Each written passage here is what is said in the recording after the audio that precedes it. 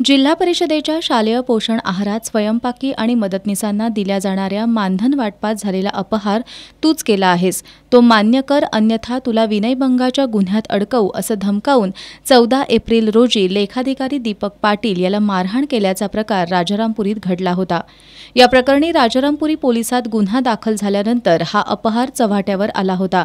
या प्रकरणातील सत्यता पडताळण्यासाठी जिल्हा परिषदेचे मुख्य कार्यकारी अधिकारी कार्तिकेयन एस यांनी चौकशी समिती नियुक्ती केली।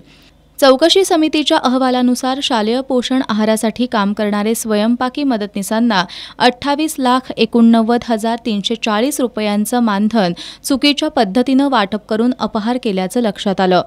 तेजस्विनी साठे यांनी ही रक्कम पती इंद्रजित साठे यांच्यासह इतर नातेवाईकांच्या खात्यावर परस्पर वर्ग केल्याचं निष्पन्न झालंय। या प्रकरणी तेजस्विनी साठे, इंद्रजित साठे, सुलोचना साठे, सदाशिव गायकवाड, नंदा गायकवाड, स्वप्नील गायकवाड, वैष्णवी गायकवाड आणि राहुल खानकर यांच्या विरोधात गुरुवारी अधीक्षक उदय सरनाईक यांनी दिलेल्या फिर्यादीवरून शाहूपुरी पोलिसात गुन्हा दाखल करण्यात आलाय। दरम्यान हे सर्व संशयित आरोपी सध्या फरार असून शाहूपुरी पोलीस त्यांचा शोध घेत आहेत।